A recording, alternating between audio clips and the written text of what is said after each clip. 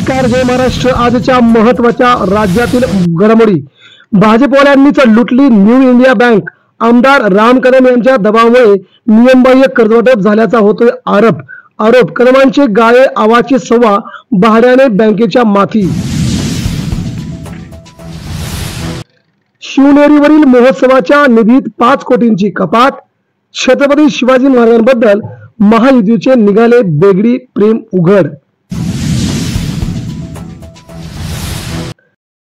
पक्षांतर करायचे तर आधी राजीनामा द्या, निवडणुकीला सामोरे जा. केरळ हायकोर्टाचा दल बदलू लोकप्रतिनिधींना सज्जड दम. शनिदेवाला आता ब्रँडेड तेलाचा अभिषेक. देवस्थानचा निर्णय. 1 मार्च पासून अंमलबजावणी. भेसळमुक्त तेलामुळे घेतला निर्णय. शनिदेवाला आता एक जरी आरोपी सुटला तरी टोकाचे पाऊल उचलणार. धनंजय देशमुखांचा सरकारला इशारा. आमदार धस यांनी केसाने गळा कापला. जरांगे पाटील यांचा थेट धसांवरती आरोप. नवी दिल्ली स्टेशनवरती चेंगराचेंगरीत 15 ठार. महाकुंभ मेळाव्याला निघालेले अनेक भाविक गुदमरून बेशुद्ध पडले. 10 जखमी तर मृतांचा आकडा वाढण्याची शक्यता.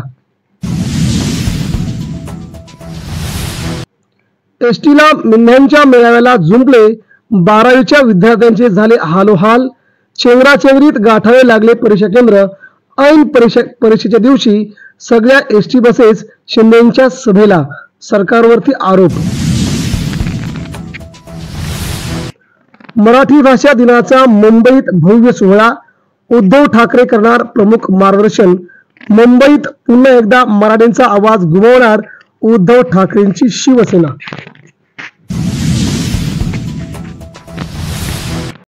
बॉक्स ऑफिसवर छावाची डरकाळी.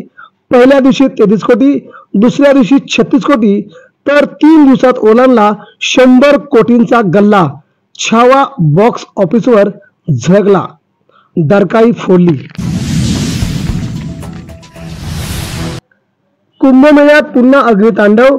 अनेक तंबू जळून खाक. 28 दिवसात 4थी घटना. योगी सरकारचे व्यवस्थापन पुन्हा फेल झाल्याची भावना. महापौर पदासाठी फोडाफोडीचं राजकारण सुरू. आपच्या 3 नगरसेवकांचा पक्षप्रवेश भाजपने घेतला करून. केजरीवाल यांना पुन्हा एकदा दिल्लीत धक्का. सीबीआय संचालक मुख्य निवडणूक आयुक्तांच्या निवड समितीत सरन्यायाधीश कशाला हवेत? उपराष्ट्रपती जगदीश धनखड यांचा थेट सवाल. विरोधकांनी डागली जगदीश धनखड यांच्यावरती तोफ.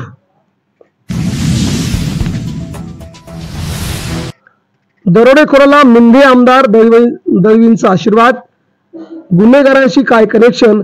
अलिबागकरांचा सवाल. सामनामधले दिला आहे थेट दळवींना रोखठोक कनेक्शनचा आवाज दिलाय, केलाय आरोप. न्यू इंडिया बँकेत मेहतांचे स्कॅम. भाजपने न्यू इंडिया बँक बुडवल्याचा विरोधी पक्षांचा थेट आरोप.